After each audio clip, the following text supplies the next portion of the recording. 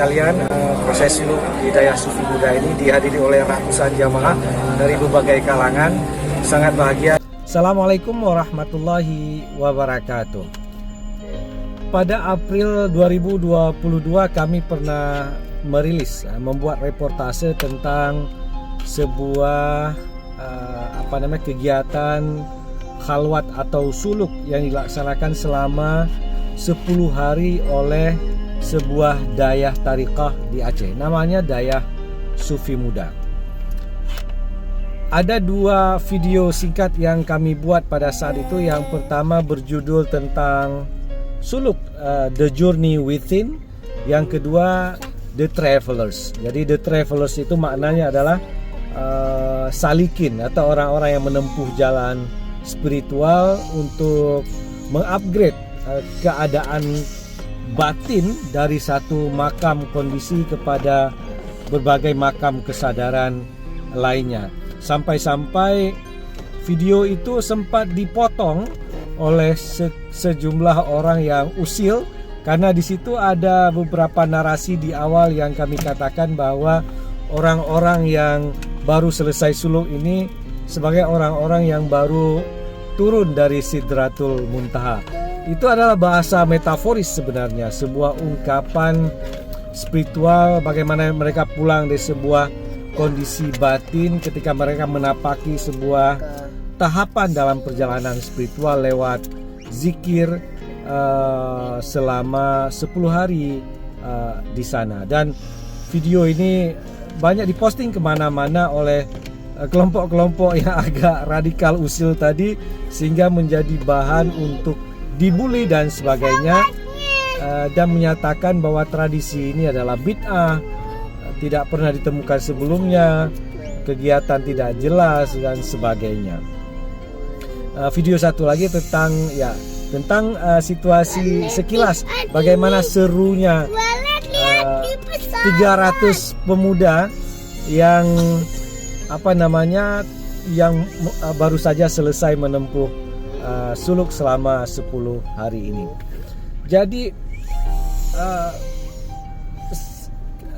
sekarang agak mengejutkan juga ketika kita menemukan ada video-video yang berkembang dari sahabat-sahabat kita, misalnya dari kelompok-kelompok yang dulunya sangat resisten dengan tradisi suluk, tapi sekarang bagaimana mereka ini menampilkan atau mengulas, menarasikan tentang iktikaf 10 hari di masjid.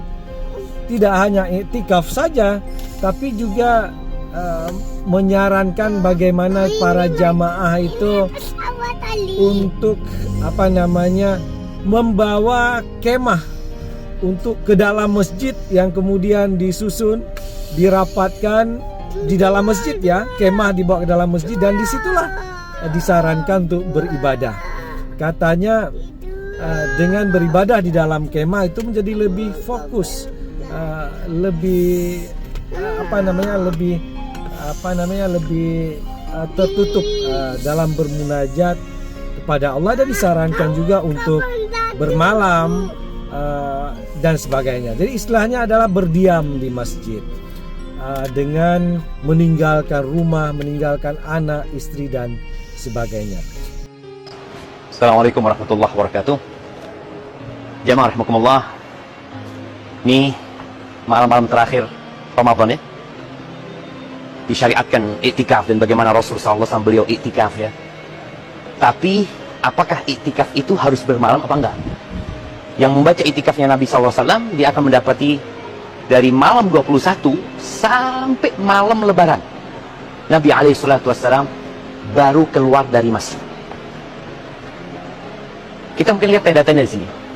Memang di masa Nabi SAW beliau ketika iktikaf beliau pakai tenda. Sebenarnya tenda itu bukan buat tidur, tapi supaya ibadahnya lebih fokus sendirian. Baik, gimana kalau nggak mau nginep? Apa boleh iktikaf? Boleh saja, karena sebenarnya pendapat yang lebih kuat itu, iktikaf itu nggak harus berpuasa, nggak harus seharian full, nggak harus bermalam, tapi yang jelas engkau niat berdiam di masjid untuk mendekatkan diri kepada Allah SWT. Itu poinnya. Engkau tinggalkan rumahmu, engkau tinggalkan duniamu, engkau datang ke rumah Allah, mau ngapain? mau bermunajat kepada Allah Subhanahu wa taala.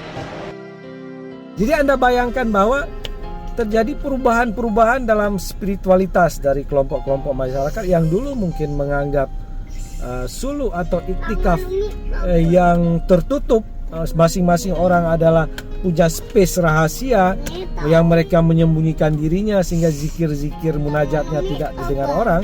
Sekarang malah sudah muncul saran-saran untuk melakukan itu yang katanya itu ada dalil hadis dan Nabi katanya juga berzikir dalam kemah, bahasanya kemah.